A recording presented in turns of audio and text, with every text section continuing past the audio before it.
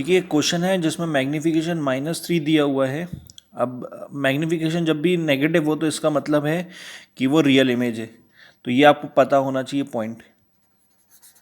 और ठीक इसी तरह से अगर मैग्नीफिकेशन पॉजिटिव आ जाए तो मैग्नीफिकेशन आपका क्या हो जाएगा,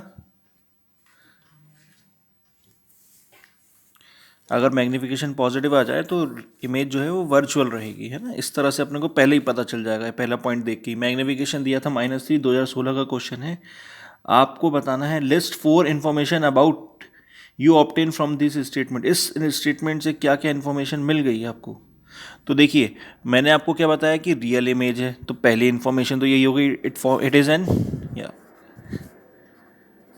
रियल इमेज। और क्या पॉइंट्स मिले आपको, तो अब रियल इमेज है तो आपको पता होना चाहिए कि real images are always inverted. Inverted उल्टी बनती है, आपको पता होगा ये।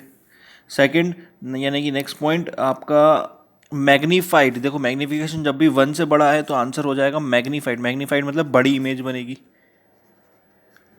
अभी भी एक पॉइंट बचा है, 3 पॉइंट हुए हैं। तो नेगेटिव इमेज अगर किसी मिरर से बन रही है ना, ये दिया हुआ था स्पेरिकल मिरर से बन रही है, तो स्पेरिकल मिरर नेगेटिव यानी कि बड़ी इमेज। तो बड़ी इमेज दोनों स्पेरिकल मिरर में से कौन सा मिरर बनाता है, आपको पता होगा। ये 2 मिरर होते हैं हमारे पास, ये इस तरह से होता है, ये इसका नाम होता है कॉनकेव, और इस तरह से जो होता है कॉन्वेक्स होता है। तो नॉलेज के लिए बता दूं आपको, कॉन्वेक्स वाला हमेशा स्मॉल इमेज बनाता है ना, स्मॉलर देन ऑब्जेक्ट। तो मैग्नीफाइड तो सिर्फ यही वाला बना सकता है, कॉनकेव। तो अगर मैग्नीफाइड है तो मिरर कौन सा था, कॉनकेव स्पेरिकल मिरर था ये।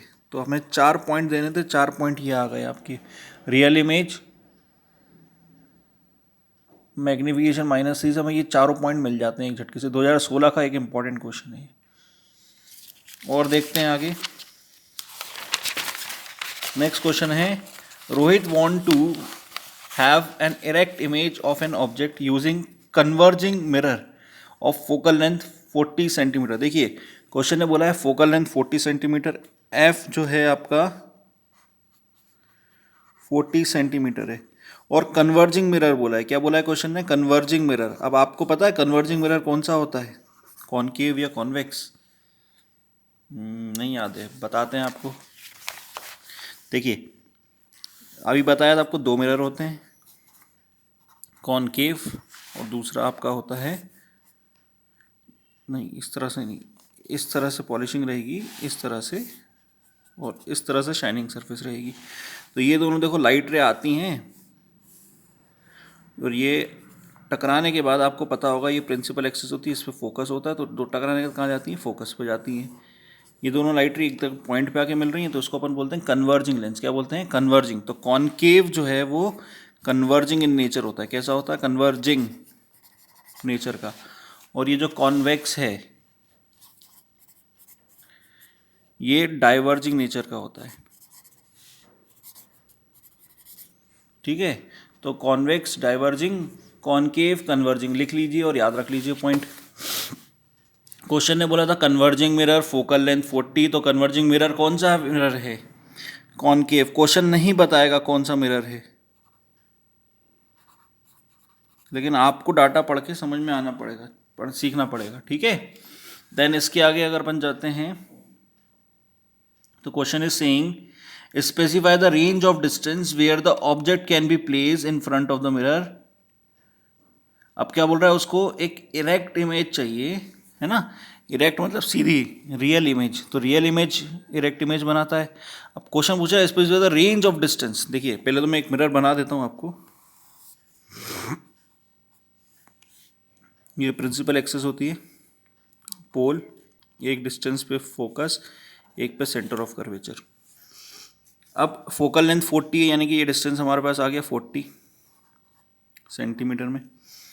क्वेश्चन हमसे पूछ रहा है specify the range of distance where the object can be place in front of the mirror. एक रेंज बताइए जहां मिरर के सामने रखा जा सकता है, to get an erect image. Erect image आपको मैं बता दूं इसके 6 केसेस होते हैं। छठे केसेस में सिर्फ हमें वर्चुअल इमेज मिलती है, virtual and erect. 6th case में हमें वर्चुअल एंड इरेक्ट मिलती है। तो हम रेंज हो जाएगा पोल टू फोकस, पोल और फोकस के बीच में कहीं भी रखें, that is 0 centimetre to 40 centimetre. इस केस में आपको एक इरेक्ट इमेज मिलेगी। ठीक है ना, ये 2016 का आया हुआ क्वेश्चन है। तो रेंज पूछी थी इरेक्ट इमेज की। देखो आपको याद होना चाहिए कि 6 केसेस में कहाँ कहाँ केसेस बनते हैं। तो 6 केस में से 6th केस होता है जहाँ पे आपका ऑब्जेक्ट फोकस और पोल के बीच में आता था। इस तरह से रे डायग्राम बोला होगा आगे वाले पार्ट में क्वेश्चन के। तो देखिए पहली लाइट रे ऐसे आती थी और ये फोकस से जाती थी, एरो बनाना ज़रूरी होता है। देन सेकेंड आपका सेंटर ऑफ कर्वेचर से आएगी और वहीं से लौट जाएगी टकरा के। ये लाइट रे तो मीट कर ही नहीं रही है बल्कि दूर जाती हुई दिख रही हैं, तो हम इसको आगे मीट करवाते हैं। And this form an erect and virtual image. Virtual and erect image यहाँ पे बन गई आपके सामने।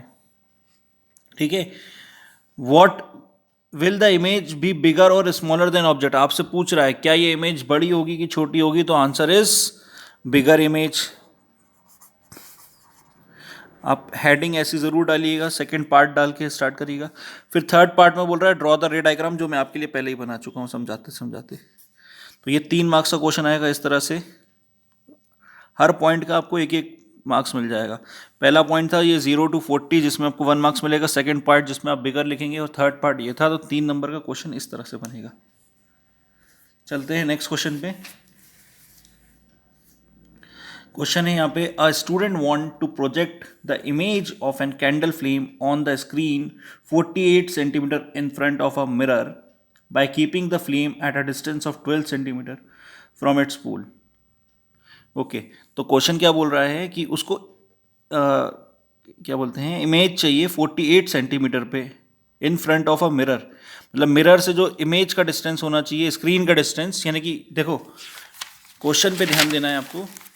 क्वेश्चन आपसे बोल रहा था कि उसको स्क्रीन पे इमेज चाहिए और स्क्रीन का डिस्टेंस दिया हुआ है। स्क्रीन का डिस्टेंस दिया हुआ है 48 सेंटीमीटर। स्क्रीन मतलब यहाँ पे इमेज बनानी है, यानी कि ये इनडायरेक्टली उसने v का डिस्टेंस दे दिया है। v होता है 48 सेंटीमीटर। ठीक है, इसके बाद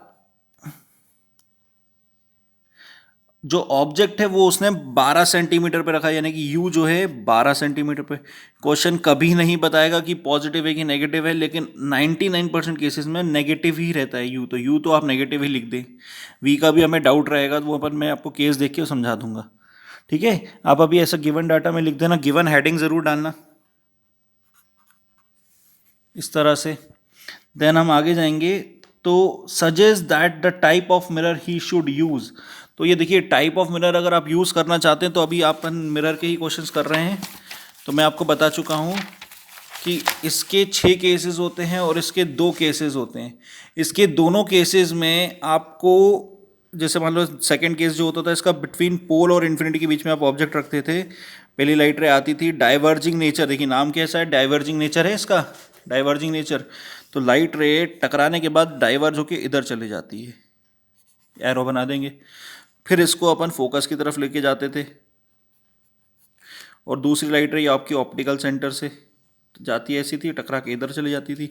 तो ये दोनों जहाँ मीट करते थे यहाँ ऑब्जेक्ट इमेज बन जाता था ऑब्जेक्ट का। तो यहाँ हर केसेस में छोटी और फोकस के बीच में ही इमेज बनती है। ये जो केसेस है डाइवर्जिंग मिरर कॉन्वेक्स वाले में, ठीक है, हमेशा फोकस के बीच में छोटी और वर्चुअल एंड इरेक्ट इमेज बनाता है ये वाला नेचर, कॉन्वेक्स लेंस। तो क्वेश्चन अगर पूछे कि उसको हमेशा डिमिनिश्ड इमेज चाहिए तो उसका आंसर हो जाएगा कॉन्वेक्स लेंस, या नेचर पूछे उसका तो डाइवर्जिंग हो जाएगा। बट अभी हमने जो क्वेश्चन पढ़ा उसमें क्वेश्चन ने हमसे क्या बोला है कि उसको जो इमेज डिस्टेंस चाहिए वो चाहिए 48 और ऑब्जेक्ट डिस्टेंस जो है वो 12 है।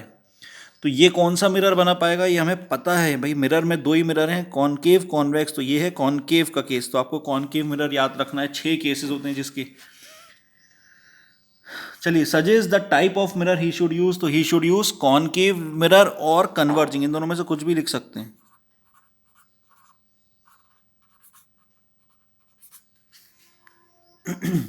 देन सेकेंड पार्ट बोल रहा है find the linear magnification produce by it. Linear magnification मतलब m, और मैग्नीफिकेशन का फॉर्मूला भी याद होगा आपको, -v/u। क्या होता है? -u/u in case of mirror. ये भी याद रखना है, इन मिरर ऐसा होता है। तो -v की वैल्यू आपको दी हुई है 48 और u माइनस का 12। अभी ये हमें पता नहीं है अभी तक कि v जो है वो माइनस में आएगा, तो मैं इसको थोड़ा सा रोक के रखता हूँ अभी। 4 तो आएगा, 4 टाइम्स बनेगी इमेज। क्लियर है? अच्छा, लेकिन अगर बता रहा हूँ मैं आपको ये वाला माइनस आएगा कि नहीं आएगा, थोड़ा सा वो वक्त दीजिए मुझे। और आगे क्वेश्चन क्या बोल रहा है? How far is the image from the object. देखिए ये पार्ट आपसे वैसे ही पूछ लिया गया थर्ड पार्ट में। How far is the image from the object, मतलब इमेज कितनी दूर है। तो इमेज 48 सेंटीमीटर पे है। अच्छा, फ्रॉम द ऑब्जेक्ट पूछा गया, क्वेश्चन पे जरूर ध्यान दीजिए, फ्रॉम द ऑब्जेक्ट पूछा गया है। और draw the ray diagram to show the formation. आपको रे डायग्राम भी बनाना है इस फॉर्मेशन को शो करने के लिए। तो देखिए, आपको इमेज डिस्टेंस दे रखी थी, ऑब्जेक्ट डिस्टेंस दे रखा था, और देखिए क्वेश्चन ने ये बोला था v in front of it. Front of it मतलब देखिए अपन ऐसा मिरर बना रहे हैं बार बार, इन फ्रंट ऑफ इट मतलब ये यहीं पे केस आ रहा है। यहाँ से इसने 48 सेंटीमीटर पे आपका ऑब्जेक्ट रखा है, 12 सेंटीमीटर पे ये स्क्रीन थी 48 सेंटीमीटर पे, 12 सेंटीमीटर पे ऑब्जेक्ट है। तो ये ऑब्जेक्ट होगा, ये सीधी लाइट रे जाएगी, फोकस से होती हुई जाएगी। मुझे नहीं पता फोकस अभी कहाँ है, मैं तो आपको बस पॉइंट्स बताते जा रहा हूँ। दूसरी लाइट रे फोकस से जाएगी या ऐसे भी जा सकती है सही वाले इससे, और ये आपकी इमेज बनेगी, स्क्रीन पे बननी चाहिए। इससे एक रफ डायग्राम था, मैं आपको रे डायग्राम अभी अच्छे से और बना के दिखाऊंगा, क्योंकि अभी मुझे फोकल लेंथ नहीं पता चली है। तो देखिए इस टाइप का डायग्राम है। थर्ड पार्ट में आपने उसने आपसे पूछा, अच्छा ये अब आपको पता चल गया कि वी भी आपका क्या हो जाएगा, नेगेटिव हो जाएगा। अब वी भी आपका नेगेटिव हो जाएगा तो ये माइनस माइनस कट जाएगा और आपका आंसर -4 आएगा मैग्नीफिकेशन का। ये कई बार आप गलतियां कर देते हैं, जो बेसिक मिस्टेक होती है ना, इसलिए मैं आपको रोक रोक के बता रहा था पार्ट्स। क्लियर है? अब इसके बाद जो लास्ट पार्ट बच रहा है आपका, वो है यहाँ पे तीसरा part, how far is the image from the object. भाई इमेज और ऑब्जेक्ट के बीच में डिस्टेंस पूछा है, तो ये 12 है और ये 48 है, तो इन दोनों के बीच का डिस्टेंस बताना होगा बेसिकली, जो कि 36 आ जाएगा। 12 और 48 के बीच में इमेज और ऑब्जेक्ट का डिस्टेंस पूछा है, क्वेश्चन ढंग से पढ़िएगा। इमेज और ऑब्जेक्ट के बीच में 36 आ जाएगा। ये 48 है, ये 12 है, डिफरेंस कितना, 36। देन बोल रहा है draw the ray diagram to show the formation. तो रे डायग्राम अब बना देंगे इसी टाइप का।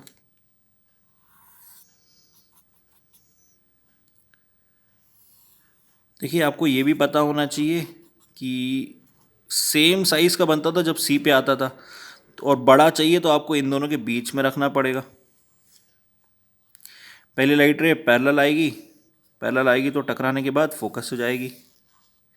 दूसरी लाइट रे फोकस से आएगी और टकराने के बाद पैरेलल हो जाएगी। एरो ज़रूर बनाइए, otherwise you will get my marks. And this is the final रे डायग्राम, इस तरह से रहेगा। और क्वेश्चन एक बार मैं फिर से एक बार रीड कर देता हूँ। एक स्टूडेंट था, want to project an candle image on the screen 48 centimetre in front of a mirror. तो देखिए फ्रंट ऑफ अ मिरर से पता चला कि ये इधर था, इसके सामने ही है ना, मिरर के फ्रंट में ही था, तो हमें पता चला यहाँ पे आपकी स्क्रीन होगी। तो उसने इनडायरेक्टली -48 बता दिया था, डायरेक्ट नहीं बोलेगा क्वेश्चन आपको। आप you have to read and understand कि ये -48 कैसे आया। देगा तो वो 48 ही, माइनस तो आपको लगाना है using sign convention. Then second part बोल रहा था कि ऑब्जेक्ट 12 सेंटीमीटर पे, तो ये जो ऑब्जेक्ट डिस्टेंस है ये 12 सेंटीमीटर पे था। अगेन यू तो नेगेटिव ही लेते हैं, मैंने आपको बताया, तो यू आपको साइन आपको लगाने हैं। Question will not give you the sign convention आपको ही समझना है। और distance between image and object तो जो आप निकाल लेंगे, यहाँ पे ये डिस्टेंस चाहिए उसको, तो ये 48 है पूरा, ये 12 है, तो माइनस करके निकल जाएगा distance. Then draw the ray diagram, तो दिस इज द डायग्राम। अच्छा, मैग्नीफिकेशन में प्लस माइनस का ध्यान रखना है। मैग्नीफिकेशन -v/u होता है मिरर के केस में, तो मिरर का फॉर्मूला मैग्नीफिकेशन का ये रहता है, तो ये याद होना चाहिए आप लोग को। Thank you for this video.